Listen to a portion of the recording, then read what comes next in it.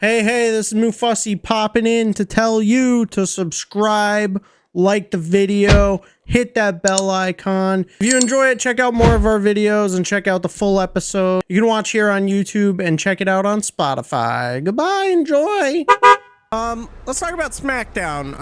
Obviously there was a lot of build to SummerSlam on this episode of Smackdown, but there were some things that did happen. We had Andrade versus Carmelo 2. Do you think they're gonna milk this feud now? I think they're gonna milk it because it's getting social media talking. Yeah. Like, I don't know. They could keep running that back, but WWE used to have a really bad problem with just recycling the same match over and over again. I remember like 2 or 3 years ago, they had Sheamus and Damian Priest in the same fucking match, like once every 2 weeks, and I was just like, what are we doing? Nothing's being advanced. It was just really fucking stupid. Yeah. So I hope they don't beat a dead horse with this one. Again, it's one of those things where I feel like you can tell, like, once it gets past 3 matches, it's kind of like, all right, what's going on here? Like, are we... I think at this point they need to, like, obviously the second match was still good. It was very good. They had a lot of cool spots, but they need to add some more story to it other than Carmelo being like, hey, I'm add new. Another layer, whether that's like a story or something to build one of them or both of them up, or a stipulation of some sort. Like, just keep it interesting, because if they just keep having matches with like minimal interaction outside of the match, then it's just not gonna land for a lot of people.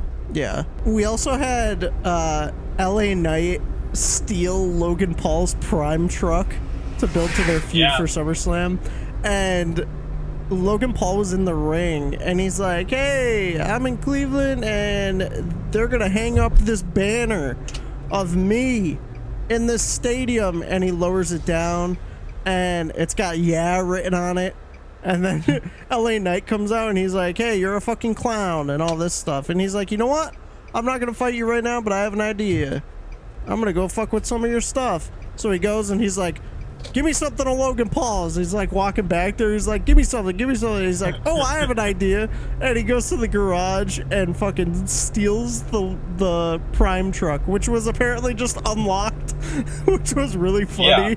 So he's just leaving shit unlocked. He left his fucking, well, no, people let him in the house, but he's basically leaving all of his his luxuries and possessions unattended. So, I mean, like, what did you think was gonna happen? Yeah. But it was really funny. Logan Paul like sprints after him, runs out there, and he screams like a little girl. He's like, no! So that shit was really funny. Then we had the 2 tag team championship matches. Bye.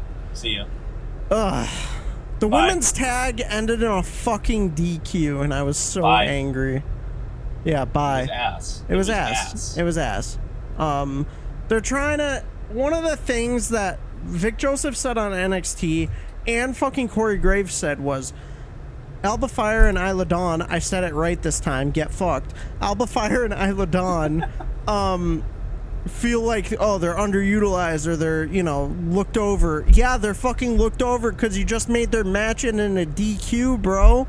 And, like, you're booking them terribly. I think they're trying to make them, like, heels, but it doesn't work being heels because they had an underdog, like, babyface moment in Scotland. Yeah, it's really not hitting, and honestly, it's, like, really disappointing.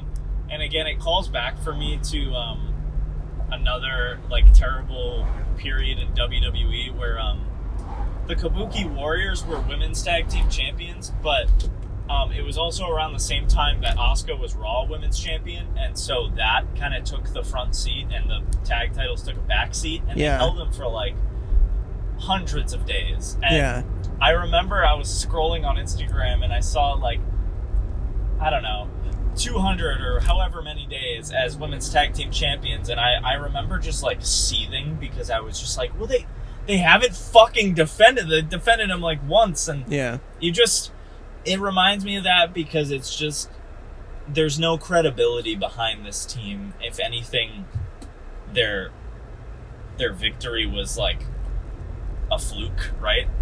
Because she pushed someone out of the way and like took advantage of the finishing move that someone gave, and like so that already makes them cheap. Which like you're getting cheap heat for that. But now you're like winning matches by DQ, and it's like we haven't really seen them defend the titles. Right. It was this, and then the thing on Great American Bash, right? Which was like an okay match, in my opinion. Yeah. Like on NXT, it was just like, okay. But it's like that, and think about how long ago Clash at the Castle was at this point. It was like 2 months ago now. So I feel like they've always had this problem with the women's tag titles, and it's fucking why, like, Mercedes and Naomi left. It's the reason why, like, and nothing has changed. The booking hasn't changed for these two titles. Like, I thought we were gonna have something strong there when it was Jade and Bianca. Then they lost them, and it's like, okay, so we're back to square one. Yeah. Like, I feel like maybe they thought they were built up enough to like give them to someone else, but honestly, like it was really still fresh. Yeah. It was still fresh, and I feel like you didn't give it enough time to really like, I don't know. You didn't leave it in the oven long enough. Exactly. That's a good little analogy. Yeah. And then the bloodline of the tag champs, I'm not surprised. I think it was kind of hang on, where we expected it to go. I dropped my phone and someone's calling me. Yeah, I'm like not really crazy about this. I think Jade and Bianca need to regain them, and people will be hype about that, and it'll kind of give them some purpose again. And, you know, let them hold them for a while, because they were actually like having matches. We were talking about the men's tag team too. Yeah. I don't know if Jacob Fatu is like shoot injured, then I don't know what they're gonna do there, because didn't Tongaloa get injured and then the tag team was replaced for the whole... Yeah, it was Tama Tonga and Jacob Fatu after that, and So, I think Jacob Fatu, I read a thing that was like, it might have been a fake injury, but if so, he sold it like a motherfucker, dude. Yeah. Like, that shit was fire. If they hang on to those championships, you know what I could see? I could see Jay and Sammy taking them. Yeah. Rather than them taking it from the Judgment Day. Mm-hmm. Because I think that seems to be the... Obviously, like, Sammy's getting that rematch. We'll talk about that in a bit. But, like, for the Intercontinental... Well, if they would have to get traded to SmackDown, right? I mean, apparently you don't need to get traded anymore to show up. That's true. Showed up. That's so, I could see Sammy and Jay being... Well, obviously Jay's going to be looped into the whole Bloodline Civil War story, but I think Sammy could get looped into it as well if they do something with the tag titles. Yeah. Yeah, hopefully, I don't know. I don't mind them as... I don't mind it on them. Yeah. Like, obviously Jacob Fatu is fucking crazy, so... He's a freak. He could help elevate it a little bit, but...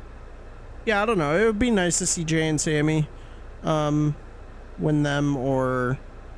Yeah, I'm not really sure. I don't really have too many thoughts about the tag titles, because they're never really fucking...